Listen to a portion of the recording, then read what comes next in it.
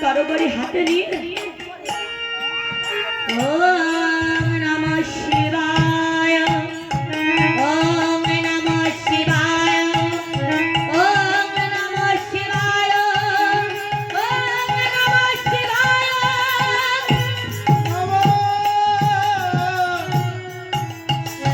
শিবায়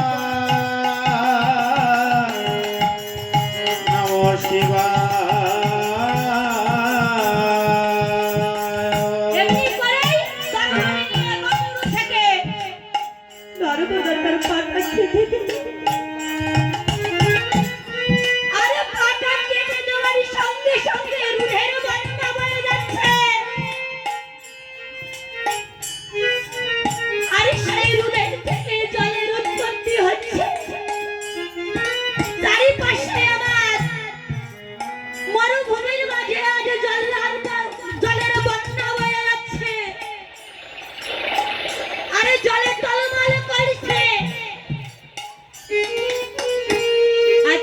চারিদিকে জল টলমল টলমল করে আমার নর্মদা দেবী সম্মুখে এসেছে। তখন দুর্গা বলছে, তুই তো পাগল, এই মরুভূমির মাঝে জল তো পেয়েছিস, এমন করে নিয়ে যে স্বামীর প্রাণ বাঁচাবে? আমার ভগবান গোবিন্দ যার সহায় থাকে তার কোনো কিছুর কি অভাব হয় মা? অভাব হয় না। তাই কি করলে?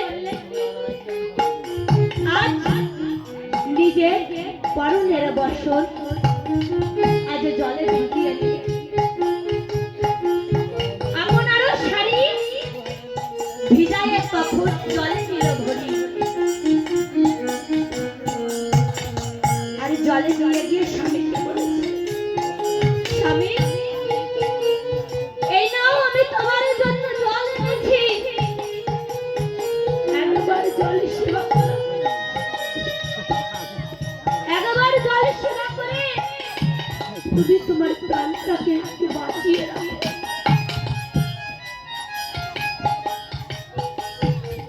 সেদিন কৌশিক বাড়ি বলেছিল, নর্মদা তুমি কি বলেছো? বলেছে কেন স্বামী? তা বলেছে এক মহিমা বলেছিল তোমাকে জল দিতে পারি, তোমার পাটা যদি উড়ু থেকে কেটে দাও তবে তোমাকে আমি জল দেবো। তাতে কি হয়েছে স্বামী? তোমার জন্য আমি একটা পা দেবো, তোমার জন্য আমি এই প্রাণটাও দিয়ে দিতে পারি। একটি পা শুধু নয়। আর কৌশিক মনে বলেছে, নর্মদা কেউ তো এই জীবনের বিচার করে না। করে?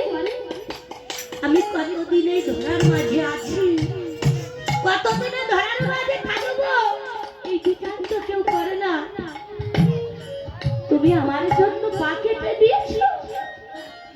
তুমি জানো না নর্মদা, ওই ঋষি বড় আমাকে অভিশাপ করেছিল আগামীকাল সেই 15 দিন, আগামীকাল আমার মৃত্যু। ওগো নর্মদা, আমি জীবনে যদি সত্য পথে চলি, আমি যদি ভগবানকে ভজন করি, তবে ভগবানের কাছে আমি প্রার্থনা করি, ওগো দয়াময় তুমি আমার দেহের বিনিময়ে আমার নর্মদার পা কেটে দিও। সেদিনে ভগবান কথা রেখেছিল কৌশিক মণির বালিতে আমার নর্মদার পা ফিরিয়ে দেবে।